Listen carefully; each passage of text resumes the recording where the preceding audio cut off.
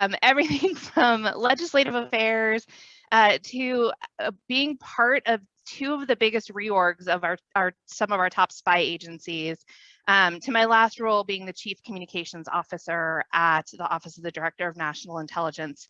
And as we go through some of these lessons, I'll give you a little bit of background about some of the things that were happening at that time frame that have really shaped the way I think about communications and the way I think about communication strategy. I am passionate about the art and the strategy of communications. I think my team at P&L will tell you that I often talk about the heart and art of communications, and I think there is a real through line to that.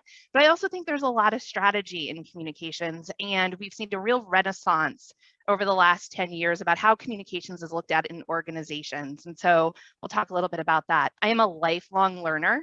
So Linda and I share a passion for reading, and we talk about that often. But you know, whether it's TED Talks, articles, deep diving into the latest trends, I really am passionate about learning, and I try to bring that to all of my experiences and to my team. And then I'm a huge Disney fan. I am known to cry at every nighttime spectacular at Disney World and Disneyland on both coasts. And I think what I think that says about me is I'm a real sucker for storytelling, and we'll talk a little bit about storytelling today. And I think there's nobody that does storytelling and emotional connection better than Disney does. They can just do it through their music soundtrack. I cry every time I hear it. So that's a little bit about me. What you don't see on the screen here is I'm also a mom to two boys. One is probably going to walk through the door while I am doing this, having this conversation with you. So you may see him poking behind me. And I am out on the East Coast, but have been out to P&L just recently. So that has been really fun. I guess the last thing I'll say is I'm still new, and I think I've been told I can say I'm new for the first 2 years of being at P&L. So I joined P&L just over 7 months ago. I think we just hit the 8-month anniversary. And the thing that it speaks to for me is that lifelong learner. There is not a day that goes by that I'm bored and I don't get to learn something new at P&L. And so happy to be here with you all today and share some of my thoughts. So let's just jump right into it. So my first big lesson in communications is that if you don't tell your story, someone else will. And so I want to take you back to 2013. I'm working in the intelligence community, and the intelligence community doesn't like to talk about itself, right? The National Security Agency, NSA, used to joke that their name was really no such agency because they didn't even like to acknowledge that they existed. So in the intelligence community, we deal with classified information. We try to protect our sources. We try to protect our people, right? So we don't even like to talk about who works for the intelligence community. So in 2013, that's the way we see the world. And then this guy named Edward Snowden comes along, and he releases a trove of classified information. And by doing so, creates a narrative around what the intelligence community does and doesn't do, and where we are in alignment with the law and where we aren't. And what really clicked for not just me, but everybody across the intelligence community was that we had not been telling our story. And by not telling our story, we created a vacuum that allowed somebody else to come in and tell a story for us. And we didn't have a counter narrative. So the prevailing narrative that existed around the intelligence community was the one that Edward Snowden created. And we were really back on our heels because the thing about the intelligence community is we operate in secrecy. And in order to do that, we rely on the trust of the nation. We rely on the trust of the American people. And it's somewhat blind trust because we can't share what we are doing on any given day, right? We ask them to trust that we are operating in our authorities and under the oversight of Congress. And so when that trust started down, it was a real crisis for us. And so it really created a change within the community in our understanding of why communications was important. And so in telling our stories, we went from being organizations that were reactive in nature and really only answered the questions that came to us to one that was ones that were proactive, but that meant we had to redesign the whole communications apparatus. And so 2 of the reorganizations that I was involved in with the National Security Agency and with the Office of the Director of National Intelligence were focused on building communications organizations that could proactively and thoughtfully tell the stories of the intelligence community in a truthful, honest, and authentic way without divulging sources and methods. So my first big lesson is if you don't tell your story, someone else will. So how do you tell your story? So brand journalism, it's kind of a buzzword. It's kind of grown up over the last 10 years, but many organizations are becoming their own newsrooms. They're telling their own stories. And I think that is a really important thing for organizations to be doing, right? And so in order to tell your own story, you kind of become a journalist within your organization. And what I wanted to walk you through is a couple of ways. So at OD&I, we built this from the ground up.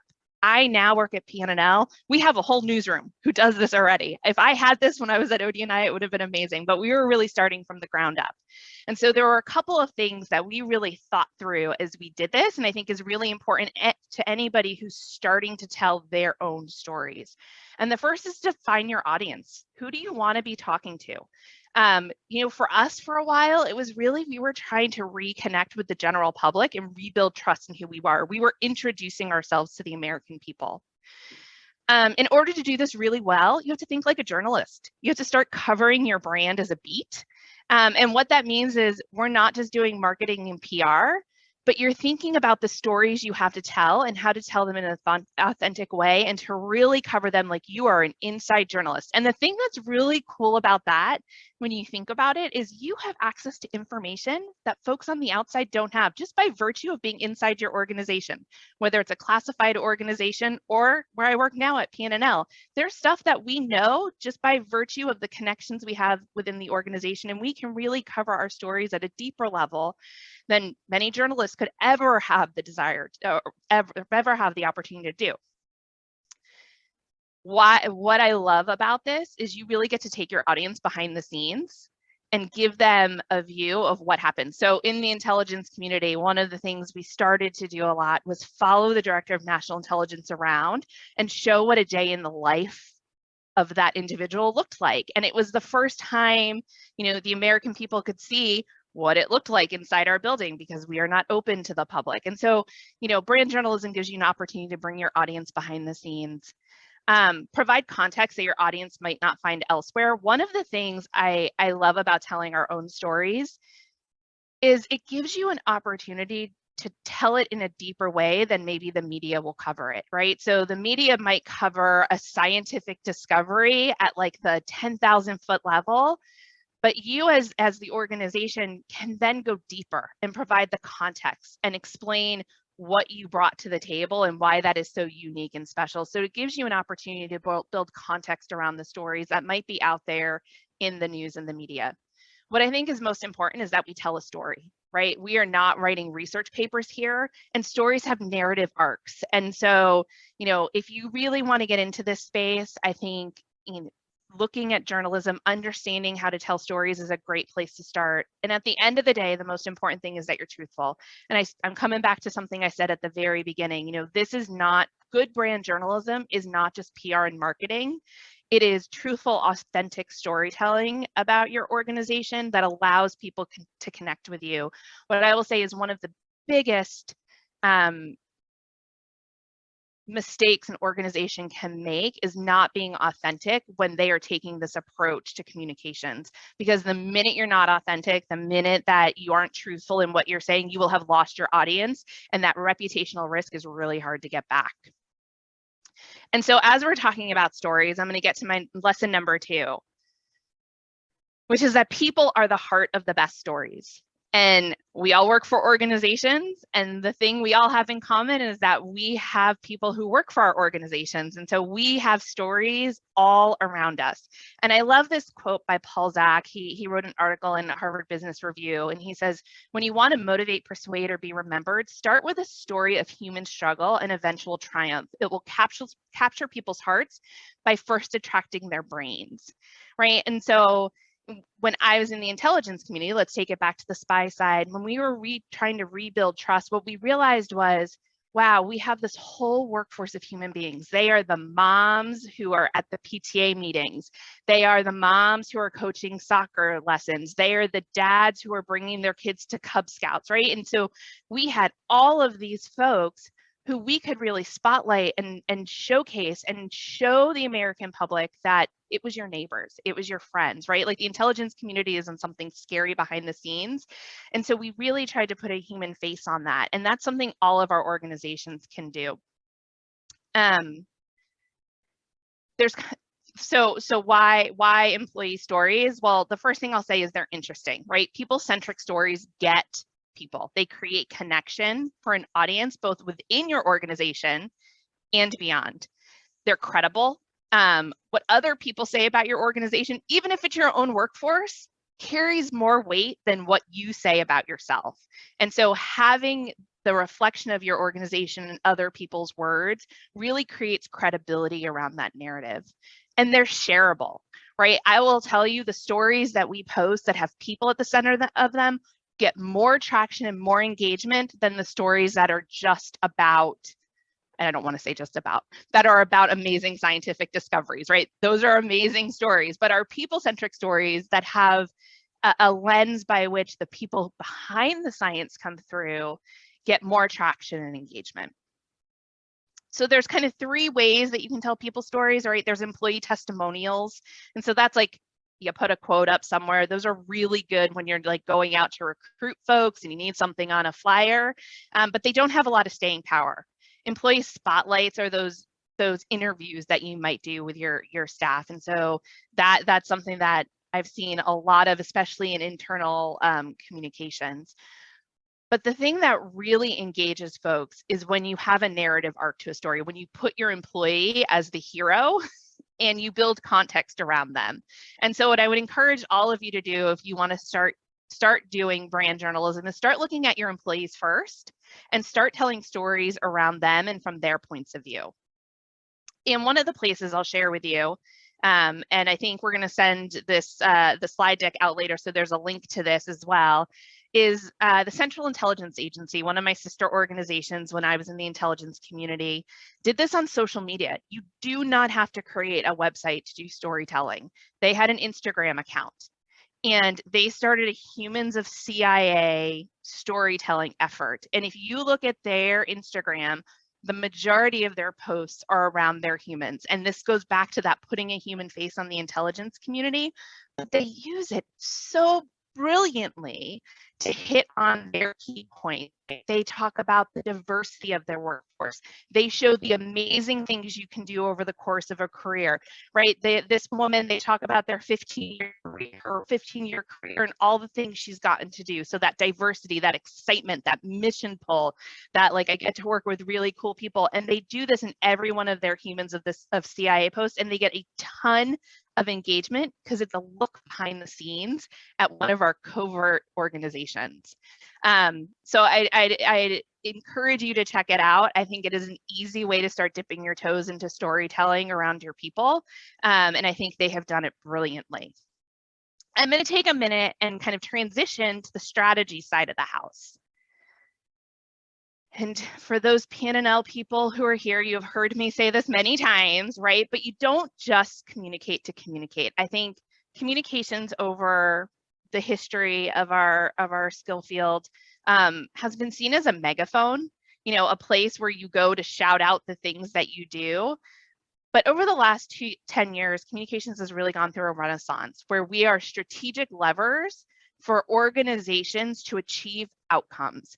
And so I think it's really important when we talk about strategy to take a step back and think about what are we actually trying to achieve here. And so I have three strategies as you're talking about communication strategy that I would ask you to consider, right? So the first is to think in terms of outcomes, not outputs. You know, we have all seen communications plans that are just full of outputs, right? We're going to do a news release, we're going to do some articles, we're going to do some interviews, we're going to do some social media, you know, we're going to create some graphics. but for what outcome? And so before you ever start talking about the outputs that you're going to create, I would encourage you to step back and ask, what are we looking to achieve here? One of the questions that I love to ask when we're in this space is, what do you want someone to think, do, or feel? And that helps you get to the, what are we trying to achieve here? Are we just trying to inform somebody that we've done something? And if so, why? Are we asking someone to take an action? Or are we trying to change the way they see the world? And that will help you kind of back up into the, what is the best way to get there space. My old team will tell you from OD&I that I was always talking about value added. I've kind of shifted that over the last few years to communications really needs to be impact added, not just value added, but what impact can we have for the organization? And I'll tell you a quick story from my time at OD&I. We had to approach data in a very different way in the intelligence community, right? We deal in information, we get a ton of information in, and we have 18 different agencies who are dealing with that information. And one of the things we were starting to bounce up against was there's more data than we have people to go through that data. And here comes AI and machine learning. And we say, wow, this is such a great opportunity. But what we realized was we could build the capability of people in-house who can do this, but we're never going to be the best at it. We need to partner with the Amazons. We need to partner with the Googles. We need to partner with folks who are inherently good at doing data. And what those companies had just done, Google had just told DoD, we don't want to partner with you because we don't think you have our values at heart. We don't think our values align. And so Google pulled out of a contract with DoD, and we saw this happening in the intelligence community. And we said, wow, we're going to have a real problem if we can't partner with organizations we have not traditionally partnered with. So what we did from a communication standpoint was we stepped back and we looked at it and we said, what can we do to introduce the intelligence community to these companies? So we held town halls out on the West Coast. We got, interviews in Wired magazine. We showed up in some of the big Silicon Valley conferences, and we started to insert ourselves into the conversation and get to know the workforce. So by the time we were ready to partner, there weren't these antibodies created around us. So that's an example of where can communications really add impact for an organization and the strategy and where they are going. And then, I think you always have to answer the question, what are we hoping to advance? What goals can we advance? And that kind of goes back to that last story that I told you about.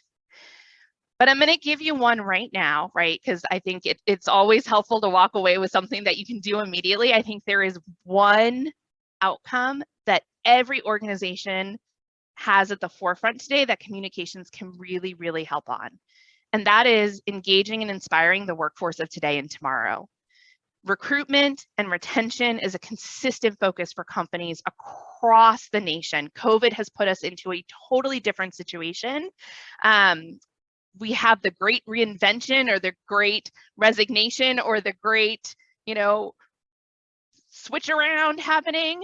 There is a future of work and there's a shifting employee landscape, and all companies are talking about recruiting and retaining their workforce. And there is nobody better postured to help in that effort than communicators are. So if you're looking for a place where you could go talk to your leadership today and say, this is a place communications can help us advance our organizational goals, I would encourage you to use this as an example. Okay, let's get to number 4. Speaking of your employees, they are your best ambassadors. If you are not thinking about employees as brand ambassadors, you're missing a huge opportunity to advance your organizational narrative.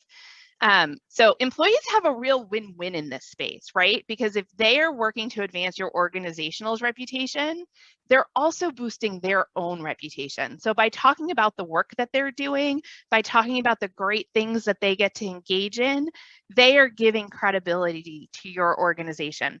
But this needs to be intentional, right? I think too many organizations sit back and think my employees will just share what we put on LinkedIn. My employees will just talk, share what we put on Instagram. They'll just talk about what a great place we are. But you have to intentionally cultivate your ambassadors. And so I have a couple of thoughts on that. So the first thing I would say is pick a channel, right? Don't if you are going to start building an ambassador program, it's much easier to say, I'm going to do it around our Instagram social, I'm going to do it around our LinkedIn social, I'm going to do it around, you know, stories that we post, but pick a channel and decide where you want your ambassadors to engage in. It's really important to onboard that staff. So I think when I joined PNNL, I was actually told about how I could start sharing things from the PNNL's LinkedIn page. And I think that is really brilliant, right?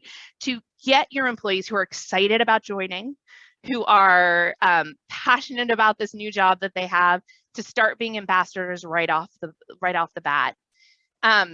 Easy things you can do: design a branded cover image for employee profiles, right? Like, proud to be at PNNL.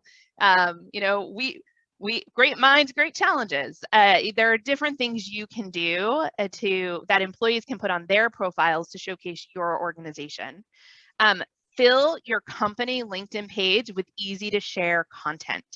I mean, there is nothing better than like going to your organization's page and saying like, what is just great stuff that I can be sharing? And then give options. So we're going to send this around and I will put a kind of a list of different options that you can ask your employees to do. But I think it's important to ask your employees to share in ways that they are comfortable sharing. It could be like, hey, you want to help us out? Like our posts, share our posts. You take a picture of yourself in PNNL swag at the volunteering. There's different ways to kind of build brand ambassadors. And then something I don't have on here, but I've heard a number of companies are doing, I haven't been at one that has done this yet, is they gamify this, right? They actually, for some of their biggest ambassadors and the ones who are doing the most sharing, they create badges that they can either have on their social media accounts or their internal accounts, and they really make it a gamified space. I am going to shift quickly from talking about how we advance our organizations to talking about how we take care of ourselves as communicators. So my fifth lesson is that communications is a tradecraft. And so tradecraft is a SPY term that we use it around. There's analysis tradecraft, there's operations tradecraft, there's SPY tradecraft. And so I took a play on that word. Communications is a tradecraft. There is skill, art, and a lot of expertise behind it. And the question I have for all of you is, are you investing in developing it? So what we know about communications is it is ever changing, right? The landscape is shifting faster than we can even move. And so being lifelong learners and continuing to invest in ourselves as communicators is going to mean that we can bring industry best practices in. And so as a leader in communications, there's a couple of places that I have continued to focus on. And the first, this is so easy. This is something anybody can bring to any of their teams. Do team learnings. Right. And so we're going to be introducing this with my team shortly. But what I had done in my last organization is once a month, a Friday morning for an hour, we'd all get together.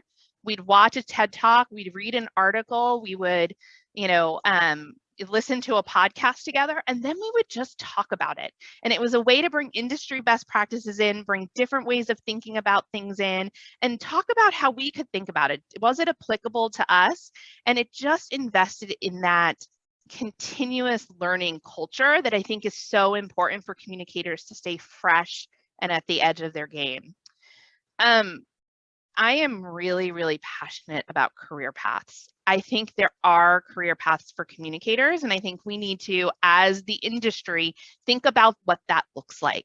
How are we cultivating our next chief communications officers for these organizations? What experiences do they need, and are we investing in them? And I think that's important not just for the leaders in communications to be thinking about, but everybody who is a communicator to be thinking about, what does your career path look like?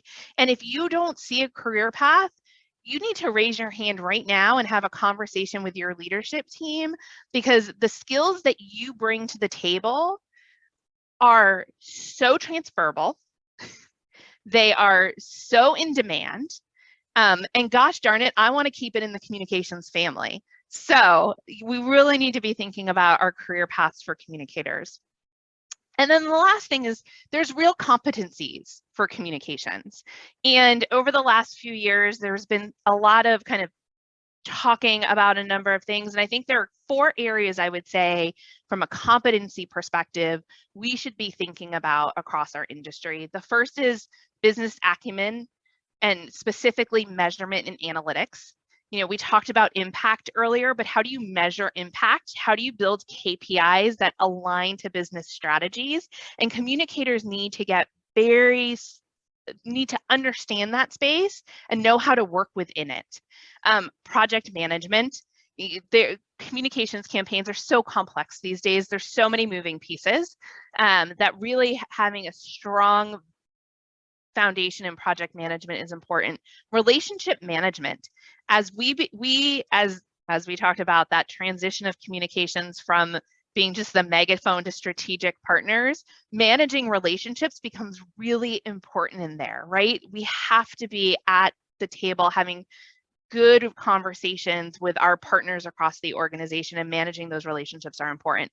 And then the last one that I am just passionate about that kind of goes all the way back to the beginning of this talk is content strategy and development, because I think at the end of the day, you know, we can put out ads, we can put out flyers, we can put out social media posts, but if we are not telling compelling stories and creating compelling content, it's going to be noise in the system. And so being really expert at content strategy and development will be key. So those are my 4 things that I think all communicators should be focusing on.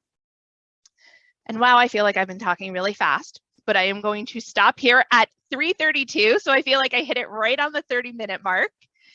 And let's chat, because that'll be more fun than me just talking at you.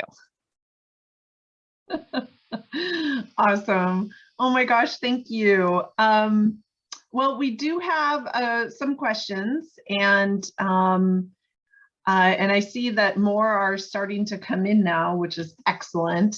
So thank you, everyone. And again, as you're thinking through what you just heard, you know, feel free to continue to add them to the chat window.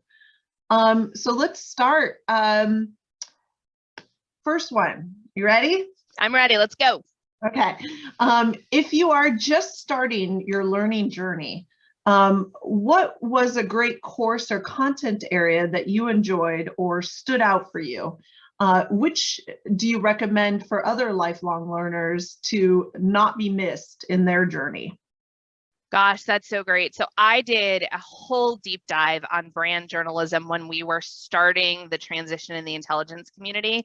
And what I will say is the amount of resources that are available with just a Google search is outrageous. So I think you can't go wrong with like a brand journalism, but at the same time, we are in this hybrid space. And I think understanding how communications operates and helps employees connect to their organizations as we move into a hybrid workspace or post-COVID workspace is really important. So I think it is what is relevant to you right now and diving deep in that space, and you can really take it wherever you want.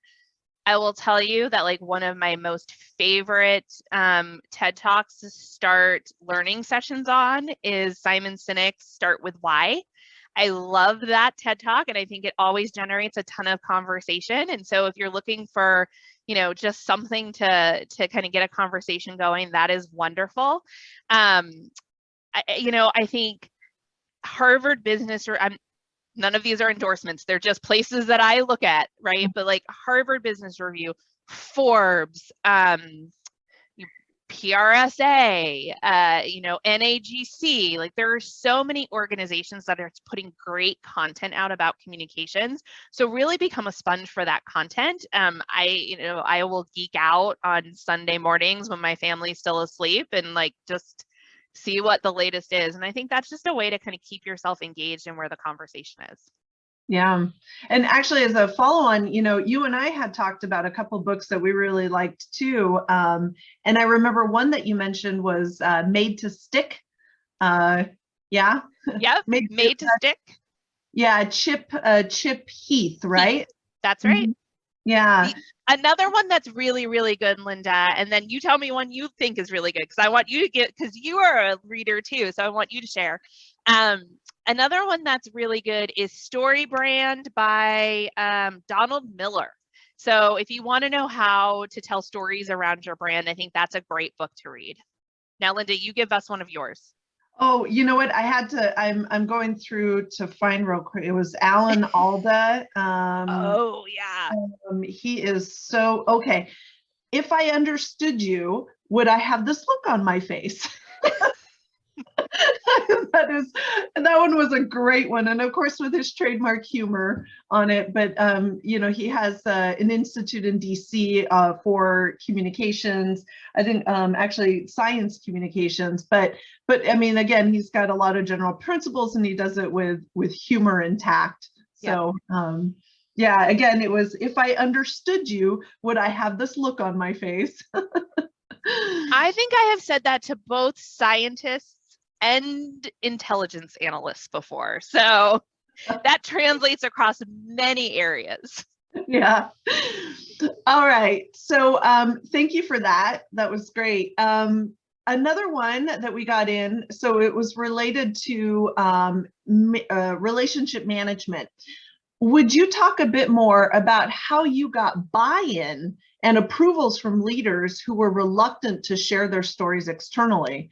And yeah, I mean, that's a great one, especially for the intelligence community. Yeah, a lot of conversations. And I think that is true whenever you're trying to introduce something new to anybody. You got to bring them along for the journey and build trust. And so there are a lot of conversations, a lot of data sharing, and then dipping your toes in and showing success, right? So I am a big proponent of, you don't have to know exactly where you're going. You need to know you're heading in the right direction, and start small with no regret actions and show progress. And from there, you can grow. Mm-hmm.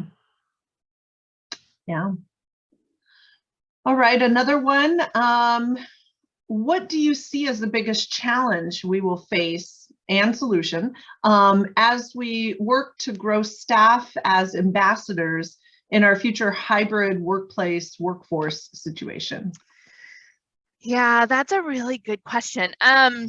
Gosh, biggest challenge. I think the biggest challenge we're going to have, and I see a tie to the ambassadorship piece, is a shared sense of belonging to an organization. I think many organizations have built their identity and their sense of connection by a sense of place. We all show up at this place together, and we all, are connected by that.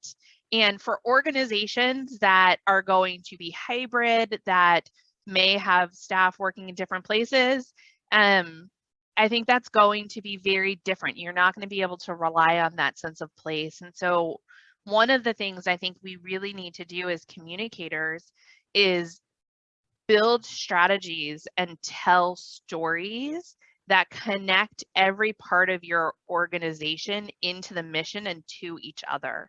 And so I think that's going to be really critical, because people are going to need to see themselves. Hold on, Siri's talking to me. She thinks I don't know. She won't be quiet. Okay, I'm sorry. Okay, she's being quiet now. Sorry, I don't know why she.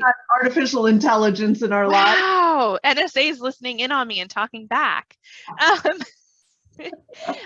But I think that's going to be really, really important, because if folks don't understand who they are within the culture of an organization, it's going to be really hard for them to be ambassadors for the organization. And so I think communications is going to play a really key role in that space. Yeah. Let's see.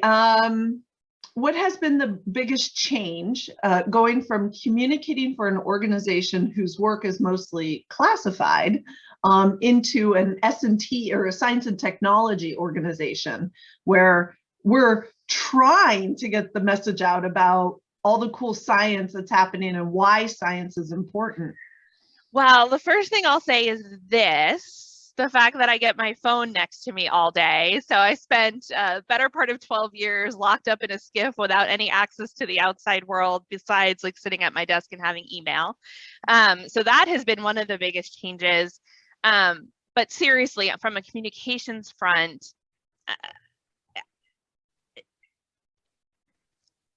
we have so much more to say, right? And so many more stories to tell that I find my thinking about strategy is how to stitch that all together. When before, in the intelligence community, strategy kind of led content. And I feel like I'm in a little bit of a reverse in this role, right? Content is so prolific that we have to figure out how strategy ties it all together and then starts leading. So I think that has been a big shift for me. Okay, and what organizations do you think are exceptional at brand journalism that we could all benefit from? Yeah, so I'll give you a big one. Adobe.com does a ton of their own brand journalism. I'll give you a small one. I think it is the Pittsburgh Airport has created their own brand journalism hub. And they tell stories for travelers, right? Not just about the airport, but like they create content that travelers are interested in. So what is their audience interested in? And I think that's one of the cool things that organizations can do. They don't just have to tell their stories, right? If you're like, I don't have a ton of stories to tell. Well, what does your audience care about, and how can you curate the stories that really engages and inspires them? I'm going to just give a shout out to my communications team for a minute, because I think P&L are darn good brand journalists. I think we have amazing writers who know how to tell science stories in extremely compelling ways. And I thought that before I was at P&L. When I started talking to them, I was looking at the content that P&L put out, and it blew my mind. So I will pat my team on the back for that, because I think they just do a phenomenal job. Aw. Awesome. Okay, so what are some of your recommendations for team learning sessions? Have you encountered organizations that offer sort of team training or team learning that, again, we could benefit from? Yeah, so I think, one of the things I would suggest folks do is look at what's current and relevant and pull in conversations around that. So like I said, hybrid workplace is really, and how to connect with a dispersed workforce is really big right now. So that's one area that I would really focus. There are some great TED Talks, and I will pull some resources together and get it over to you, Linda, to send out with the PowerPoint deck. But there's some great TED Talks, articles, podcasts around how communicators can support diversity, equity, and inclusion that have just been extremely inspiring. And I think it's an important conversation for communicators to be in the middle of. So that's a space that I would look at. And like I said, I just love diving into TED Talks, anything that's trying to like look at the world through a different lens, because whether it is directly relevant to communications or it is telling a compelling story, there is a communications thread there that you can look at. Excellent. All right, so we had another really great one come in. How do you respond to external criticism of your organization? I've never been in an organization that was criticized. No. Of course not. I really think it's very dependent on the case, right? I think there are some criticisms that you have to hit head on and course correct on, whether it is a relevant, like if it's factually incorrect. In the intelligence community, we had a lot of factually incorrect criticism hitting us on every day. So it really had to hit a certain level of noise for us to get engaged in it. And so I think it's really important not to feel like you have to respond to every tweet and every comment. But if we're talking about reputational criticism and it is deserved, organizations really need to grapple with that. And so whether that's you're activating your crisis communications plan, you're pulling back and doing a mea culpa, I think organizations that are transparent about why decisions were made, when mistakes were made, and what corrective court actions are being taken is really important. Mm-hmm. Yeah. Let's see. Well, there was another one. I think it's kind of similar to a question that we had asked prior, but so initially we asked what was the biggest change, but now in transitioning from the intelligence community to science, but has anything surprised you as you transitioned? I mean, do you have anything else that you've found particularly surprising in this? Surprising. Yeah. I'm going to give another shout out to my team, but I know the people here don't want to hear it. I have just been amazed at the breadth and depth of experience across P&L communications. So that has been a huge surprise because I've come from organizations that really underinvested in that space historically. And so being in an organization that values communications has been a real pleasant surprise.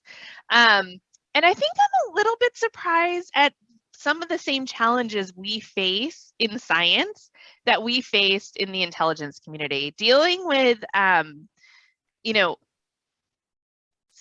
dealing with analysts in the intelligence community. They're really precise in how they explain things, right? Because there is life and death decisions that are being made on your intelligence analysis. And so there are caveats, there are degrees of analysis, there are and all of that stuff is really, really important to them.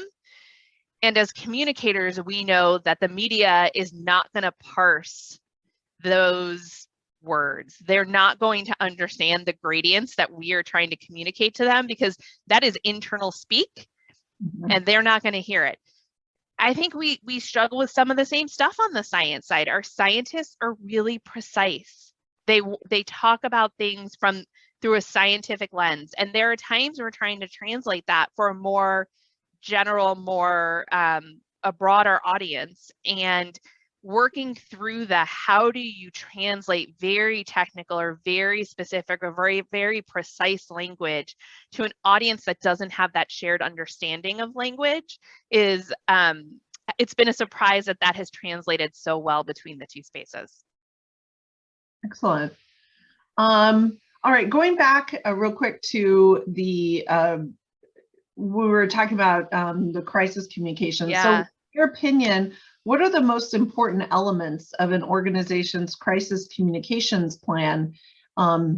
Yeah. So that you have one is the first thing. I think roles and responsibilities are really important because when you hit a crisis, you kind of lose your sense of where you are in the world, right? And so being really clear about roles and responsibilities, who is doing what, who has what decision rights, and how you escalate conversations is really, really important. I think the other thing is practicing, right? I think it is important that your crisis communications plan is not something that sits on your shelf and collects dust, but it's something that you activate from time to time. In the intelligence community, we had yearly exercises, and they were not communications exercises, they were crisis exercises that communications was part of. And we were there to work through, okay, how do we move a workforce message if we need to? Who's talking to the media? How are we clearing that media engagement? Who across the government do we need to be coordinating that with?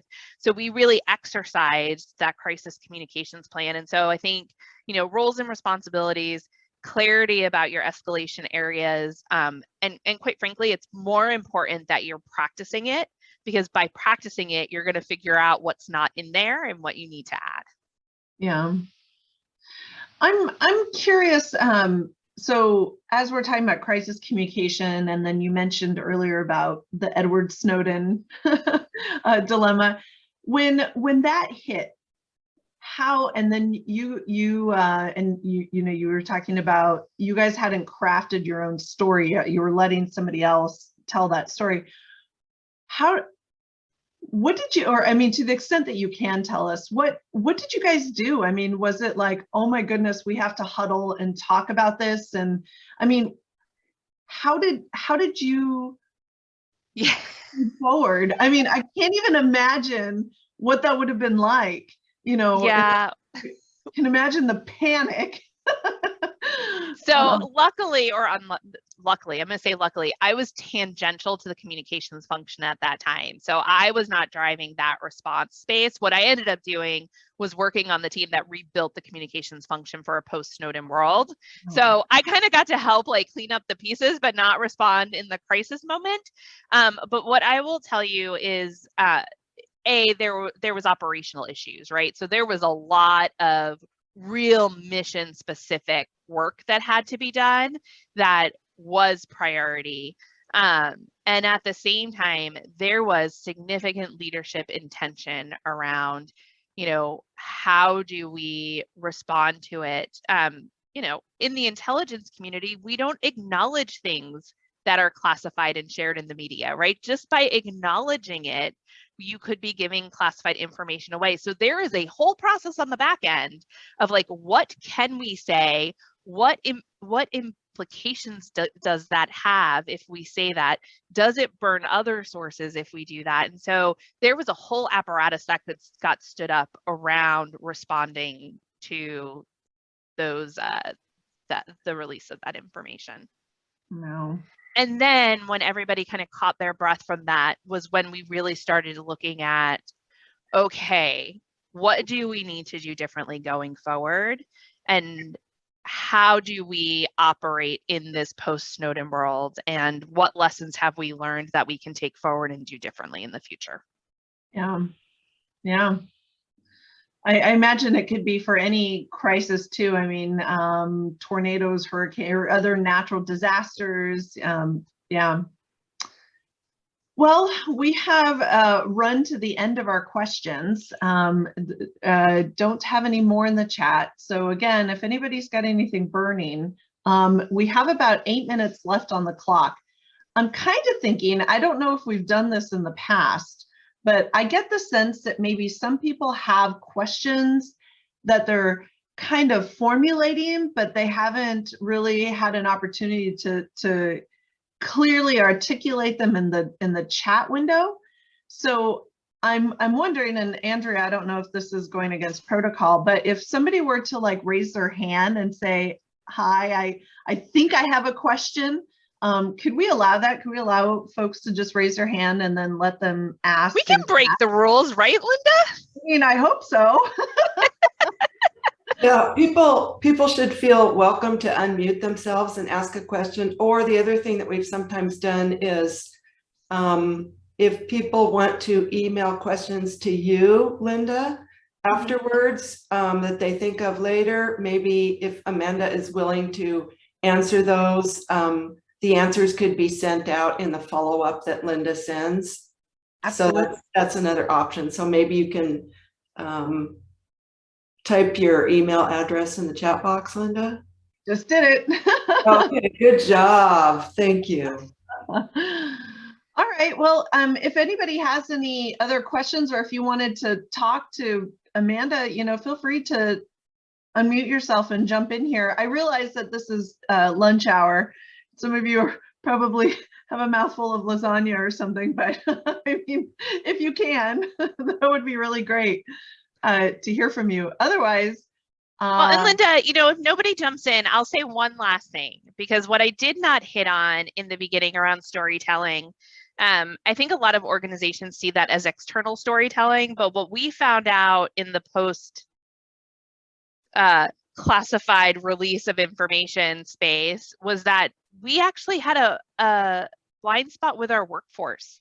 We weren't telling our stories to our workforce.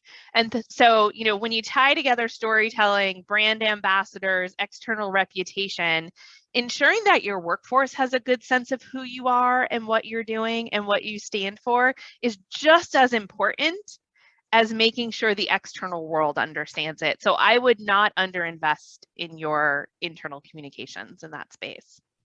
Yeah, excellent. Yeah, absolutely. Well, it looks like there aren't any burning questions. I don't see any hands up. Oh, we did get a new one. Yay.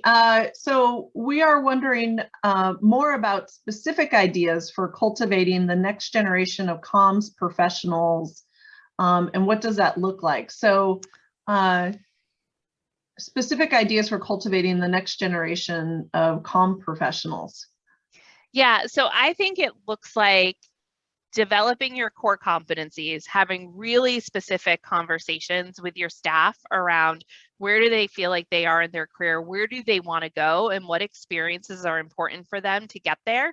So back in the intelligence community, one of the conversations we had a lot was, what experiences do you need outside of communications if you want to be the chief communications officer one day, or you want to be our head of media relations, or you want to be this, or you want to be that? And so we were cultivating conversations about where do we place people outside of communications in other organizations, so that they could come back more well-rounded. And so I think those are really important conversations. And what I would say to everybody is, if you're not having those conversations with your leadership now, you should start, right? You should ask yourself, where do I want to grow?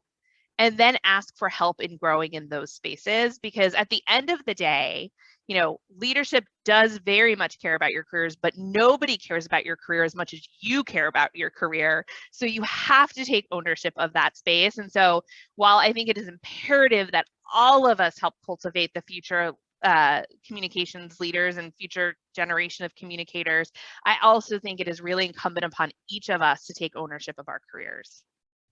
Excellent. And what advice would you give the Amanda just starting out in communications? Well, I would give the Amanda just starting out anywhere to follow your gut. There are just opportunities that are going to come across where you're like, I don't know. And if you listen to your head, you might not jump, but if you listen to your gut, you're likely going to jump. And those have always been the opportunities that have opened doors and taken me places I could never have imagined going. So my biggest advice to anybody starting out their career is, don't be too rigid, be open to opportunities, and follow your gut. Absolutely. I think some of the best communicators out there have had fairly crooked career paths to begin with, right? So absolutely. Yeah, the more diverse your skill set can be, and knowledge set too.